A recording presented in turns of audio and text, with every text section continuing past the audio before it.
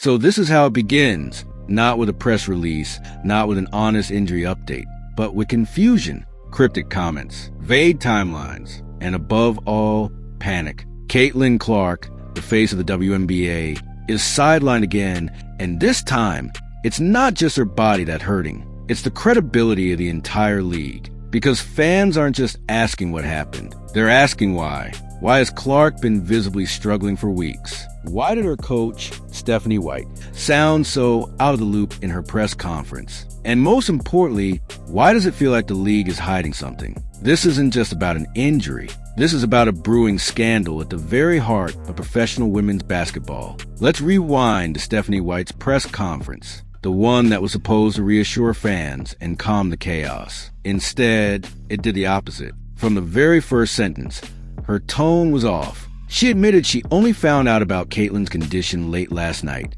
despite Clark reportedly getting an MRI earlier in the day. That alone should raise red flags. In a professional sports organization, the head coach is one of the first to know about a star player's medical condition. But White's words suggested otherwise. She stumbled, she deflected, she couldn't or wouldn't answer basic questions about the MRI. When pressed, her default response was, "You'll have to ask the training staff." It was a masterclass in evasion, not leadership. And that's where the whispers started. Was Stephanie White really uninformed? Or was she instructed to play dumb? The WNBA, already under fire for its treatment of Caitlin Clark, now looked like it was actively suppressing the truth. Because let's be honest, this wasn't just any player getting hurt. This was the biggest name the league has ever had. The one rookie who single-handedly doubled viewership, sold out arenas, and brought in millions. And somehow, the people in charge of her safety didn't have answers? Or worse, were deliberately avoiding them? The entire situation reeked of cover-up, and the fans weren't buying it. Clark's recent on-court performance only added fuel to the fire. Over the last few games, she looked off. Her signature swagger was missing. Her shots weren't falling. Her energy was flat. And the media's explanation? A shooting slump. But true basketball fans knew better. This wasn't a mental block. This was physical. You could see it in her movements. Slower, stiffer, less explosive. Her mechanics were breaking down, and it was obvious to anyone watching closely. 1 3-pointer across 3 games? That's not a slump. That's a body crying for help. A finely tuned machine operating on a busted engine. Then came the groin injury. A sudden report dropped like a bomb.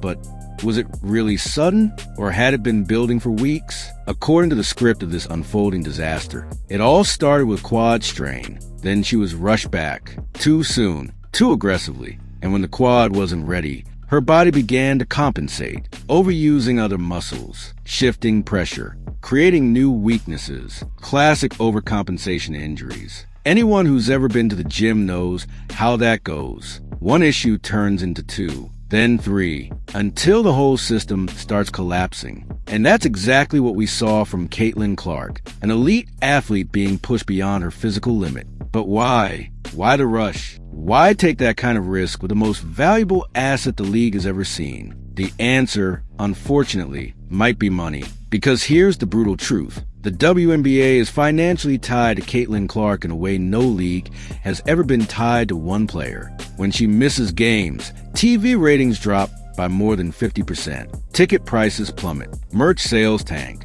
She is not just a rookie. She is the league's lifeline. And that creates a terrifying conflict of interest. Protect her long-term or use her short-term. The smarter business move would be to prioritize her health. But short-term panic is a powerful drug. And it looks like the fever and the WNBA might be addicted. And while the league hesitates, the violence escalates. We've all seen it. Kennedy Carter's off-ball body check, Marina Mabrey's blindside shove, Angel Reese celebrating hard fouls like they were highlight plays, and the most telling of all, Sheldon poking Clark in the eye, followed by a brutal hit before she could even recover. 1 incident is an accident, 2 is a coincidence, but 5, that's a pattern, that's a strategy, that's a coordinated campaign to physically break her down. And the stats back it up. Clark has absorbed 17% of all flagrant fouls in the entire WNBA. One player, almost a fifth of the league's most violent plays. Let that sink in. And how did the WNBA respond?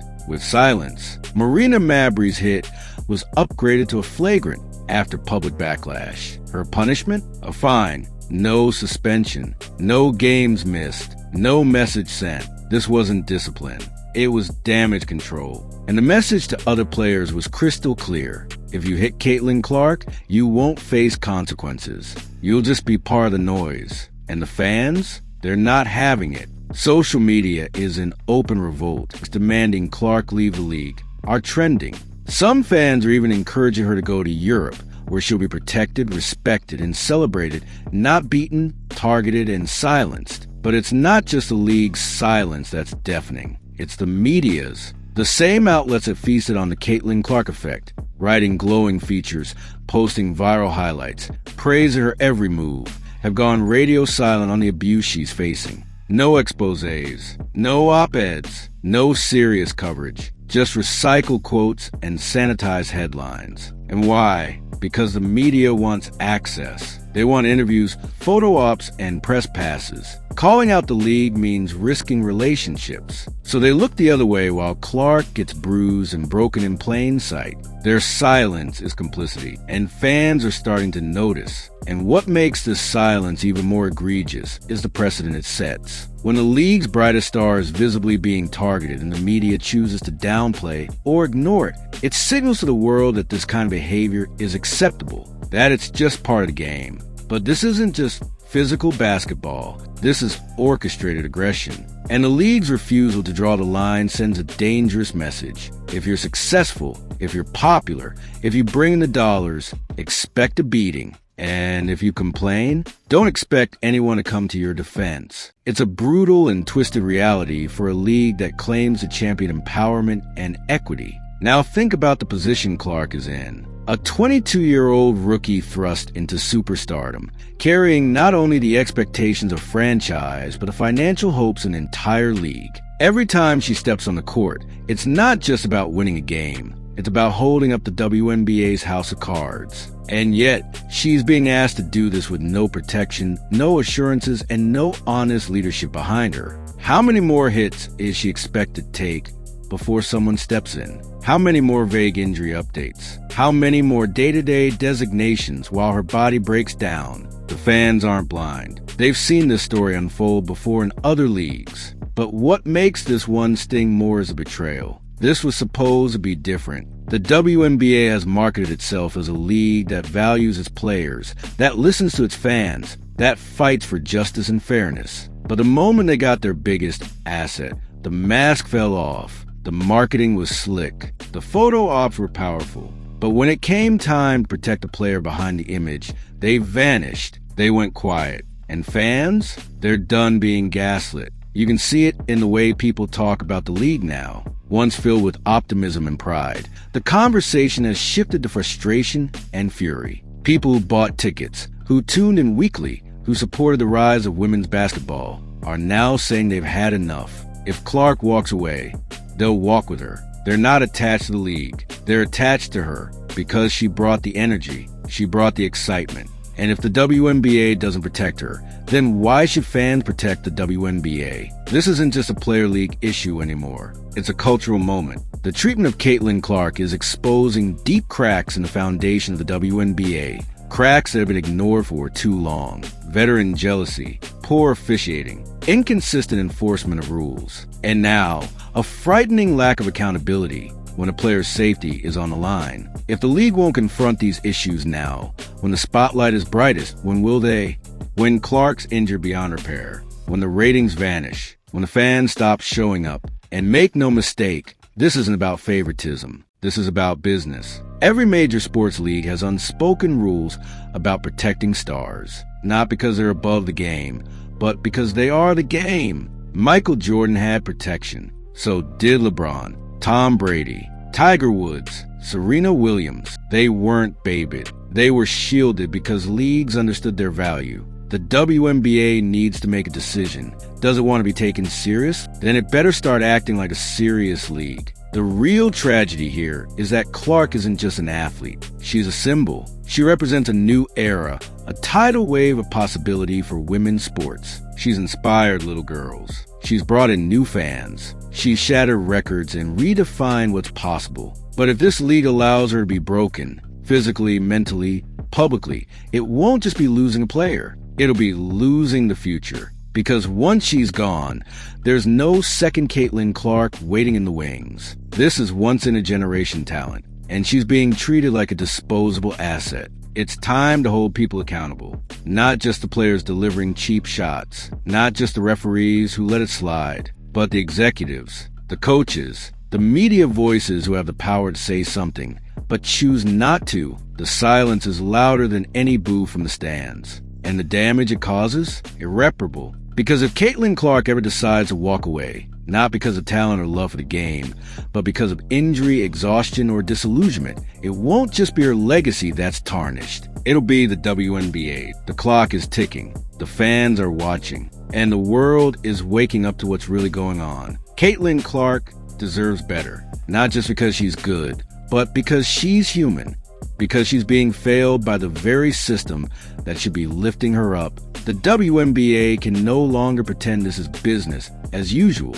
The veil is off, the damage is visible, and the choice is now simple. Act decisively, transparently, and with integrity, or watch the league collapse under the weight of its own silence. This isn't about drama. This isn't about headlines. This is about right and wrong, about leadership and legacy, about whether the WNBA wants to be remembered as a league that embraced its moment, or the one that let it bleed out on the hardwood, while cameras rolled and fans screamed into the void. Caitlin Clark's injury may have sidelined her, but it's put the entire league under a microscope. And if they don't step up soon, they may not survive what comes next. So, where do we go from here? The WNBA is standing at a crossroads, and the clock is ticking. Do they protect Caitlin Clark, truly, fully? Or do they keep running her out there half-healthy, hoping her presence alone keeps the money flowing? Do they address the jealousy brewing in the veteran ranks, the bitterness that fuels these flagrant fouls? Or do they keep pretending it doesn't exist? Because this isn't just about basketball anymore. It's about leadership,